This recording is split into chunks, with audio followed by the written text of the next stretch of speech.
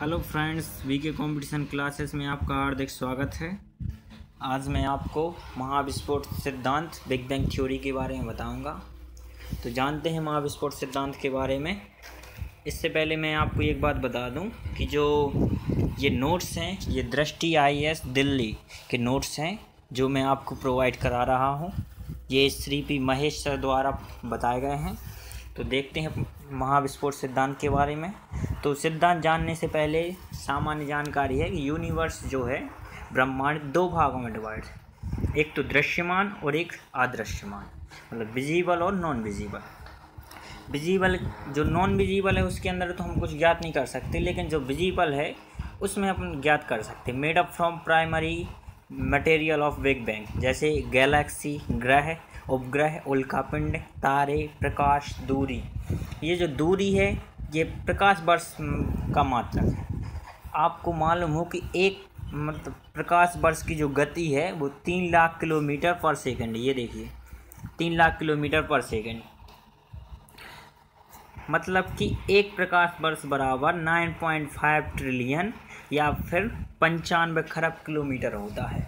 आप लगा सकते हैं कि जब एक प्रकाश वर्ष बराबर 95 खरब किलोमीटर होता है तो ब्रह्मांड का विस्तार 93 अरब प्रकाश वर्ष है। ये देखिए एक प्रकाश वर्ष में 95 खरब किलोमीटर, तो 93 प्रकाश वर्ष में कितने होंगे आप अंदाज़ा लगा सकते हैं। और हमारा जो ब्रह्मांड है वो 13.7 अरब वर्ष पुराना है। अब आगे देखते हैं महाविस्फोट सिद्धांत के बारे में। तो एक वैज्ञानिक थे, एडविन हब्बल नाम था इनका, ये नाम एडविन हब्बल। तो 1920 में इन्होंने प्रमाणित किया था कि जो ब्रह्मांड है उसका क्या हो रहा, विस्तार हो रहा ब्रह्मांड का। साथ ही साथ समय बीतने के साथ आकाशगंगा एक दूसरे से क्या जा रही, दूर जा रही हैं। तो ये बताया था उनने।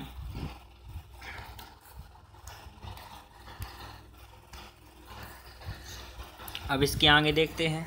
अब 1927 में एक वैज्ञानिक आए, पहले 1920 में एडविन हब्बल ने बता दिया कि ब्रह्मांड का विस्तार हो रहा है। तो 1927 में एक जॉर्ज लेमेंटियर नाम के वैज्ञानिक आए। ये बहुत इम्पोर्टेंट वैज्ञानिक है, इन्हीं ने बिग बैंग थ्योरी दी थी। तो जॉर्ज लेमेंटियर ने एक समीकरण दिया, उस समीकरण का नाम था फ्राइडमैन लेमेंटियर रॉबर्टसन बाकर समीकरण।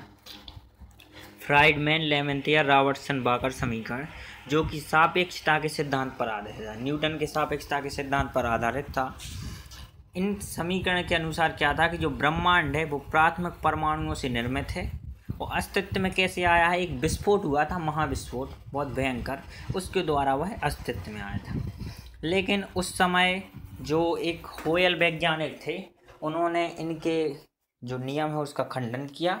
इनके अनुसार इन्होंने बताया कि दो पिंडों के बीच विस्तार नहीं हुआ है, बल्कि दो पिंडों के बीच एक तीसरा पिंड आ गया है, जिसके कारण वहाँ डार्क मैटर बन गया, मतलब अंधेरा आ गया है।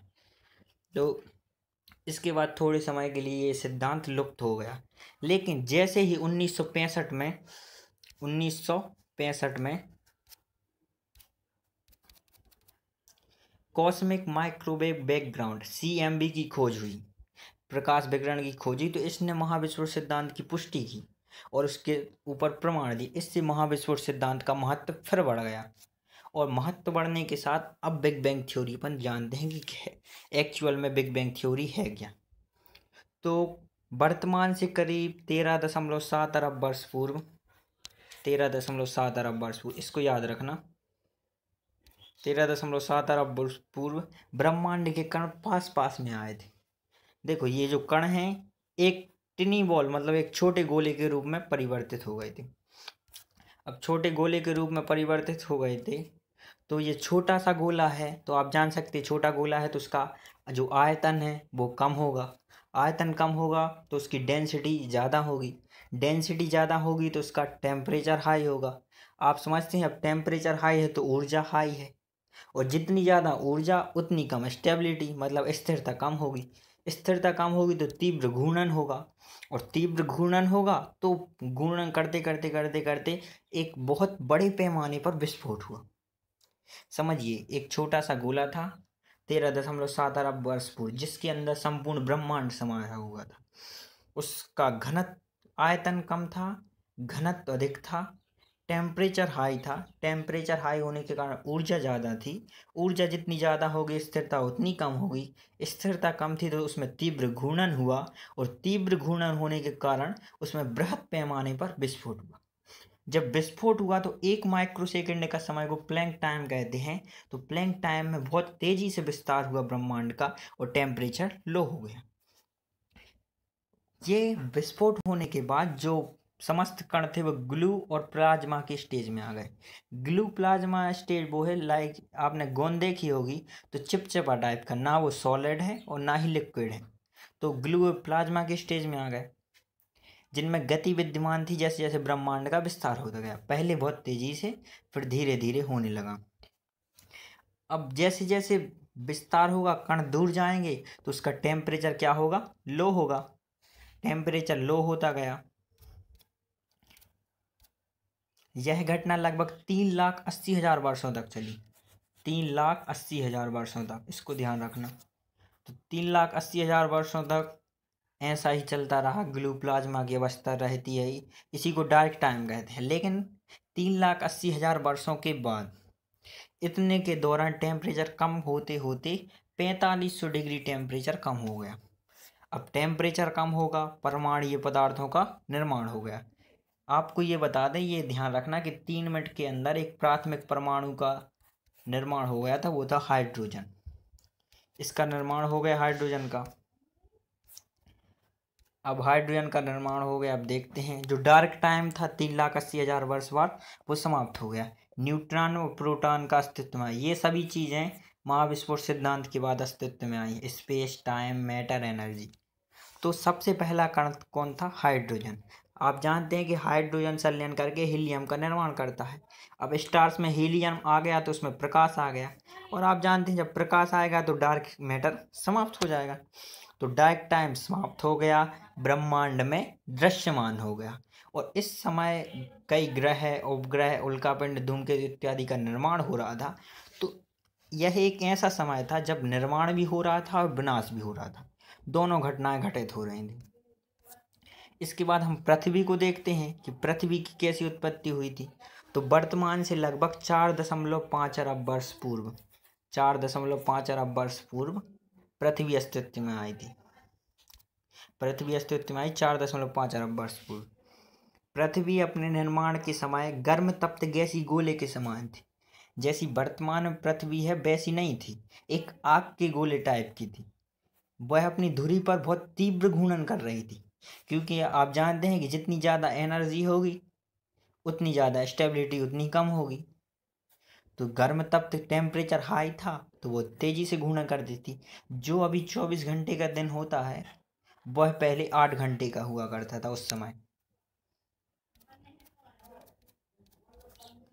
तो अब क्या हुआ, वो घूर्णन करती थी। अब वेपर बना, बादल का निर्माण हुआ। बादल का निर्माण हुआ तो बादल से वर्षा हुई, और वर्षा हुई से सतह का तापमान कम हो गया। अब देखते हैं सौर मंडल में पृथ्वी की उपस्थिति के बारे में वैज्ञानिकों का क्या कहना है। तो एक टॉलमी वैज्ञानिक है और एक कोपरनिकस वैज्ञानिक। टॉलमी कह रहे थे जो पृथ्वी है वो ब्रह्मांड के केंद्र पर स्थित है, जबकि हम अब जान चुके हैं कि पृथ्वी नहीं, सूर्य ब्रह्मांड के केंद्र पर स्थित है।